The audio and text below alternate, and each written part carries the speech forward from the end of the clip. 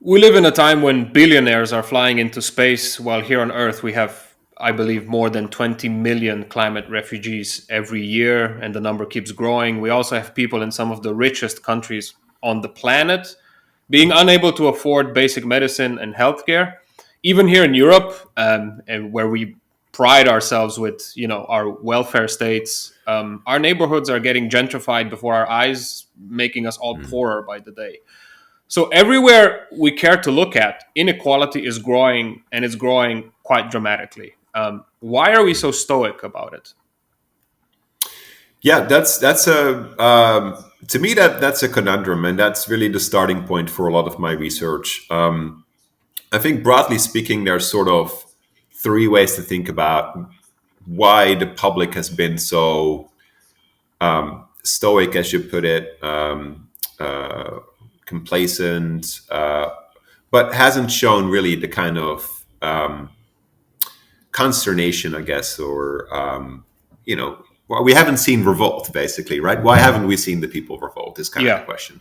So I think the first is that people don't know, meaning that yes, maybe we're reading in the press now in the last couple of years about growing levels of inequality, although for a very long time, right?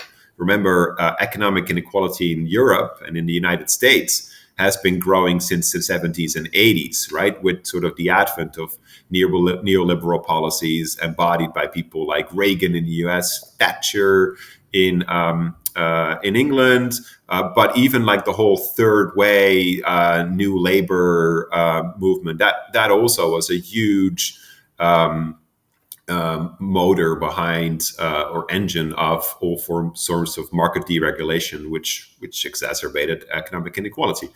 Only recently has there been a lot of reporting on the topic, but even that, I think in many cases doesn't paint a fully sort of factual picture of the kind of trends of inequality or the kind of reality of inequality that confronts us. And even if it does, of course, we know that news reporting and news consumption are quite polarized, so that some people don't trust certain sources, and there's a lot of distrust of media, of politics, of course. So I think one serious and an important part of this sort of puzzle, why there isn't been more public consternation, is that people continue to underestimate just how bad it's gotten. Um, um, right? But then the question is, okay, there's news reporting. Is there another source of people's underestimation or not realizing just how bad it's gotten?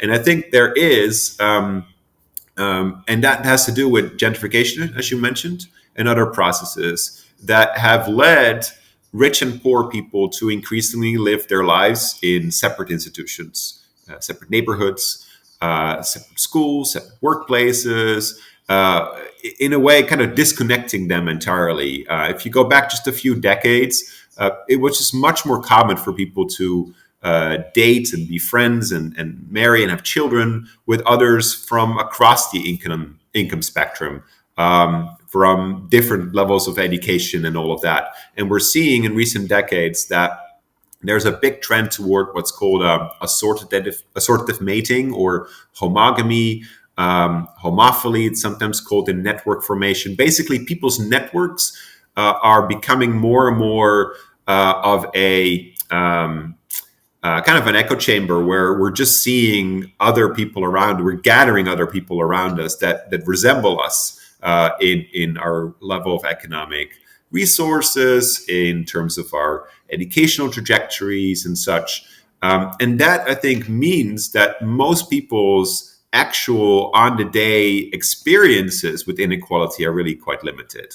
And that people's immediate reference points, are reinforcing the idea that they're doing well, and that also our life is driven by our actions, by our choices, by our efforts, by our hard work, um, and that unfortunately also means that people who don't do well, who are facing situations of precarity may be to blame for it themselves, right? It may be showing some sort of faults, personal faults, rather than structural issues and systemic problems. So I think there's a very strong belief, public belief in meritocracy, which is completely disconnected from the facts.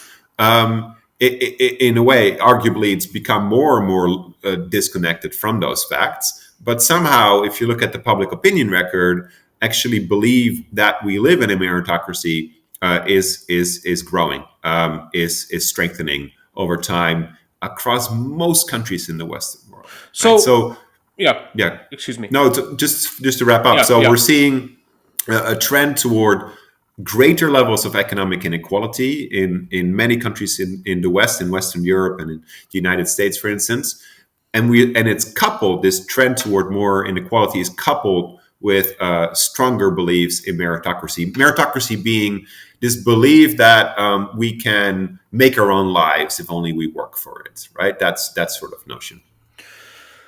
So it seems that the more evidence that we have that inequality around us is growing, the more difficult it is for us to believe that we're not living in a meritocracy. Do we have any idea why is that so difficult for us to accept, or why Yeah, is this so happening? well, I mean, so part of it is just the evidence is out there, right? The truth is out there. People like, well, a lot of colleagues of mine, sociologists, but also economists and other social scientists have been documenting these economic trends, these inequality trends since the 1970s, since it began. And their work, maybe now recently, has gotten attention, right? We have Thomas Piketty's book, which of course called attention to the topic and was Taxation, right? For yeah, taxation, and yeah. it was sort of a surprise bestseller. So there's that, right? But I think it's still up for debate whether that kind of those kind of facts, that kind of reporting, really reaches everyone. So that's one thing. But the other is, I think, another part of this discrepancy between fact and perception is very much sort of socially grounded in, as I was describing, people's experiences, right? So living in a more unequal society tends to mean living in a more kind of disconnected state, right? With a greater gap socially, spatially between rich and poor, so that people really don't see the other side of the divide, right? So in that situation, it's also just easier for people to convince themselves that no, there aren't major inequalities that need addressing. There isn't a structural issue. It's just people that need to make better decisions, people that need to work a little bit harder, etc. And that's also, of course, what we hear and we learn from our politicians, right? That's the kind of messaging that comes from most political platforms. That's the kind of message we get in a ton of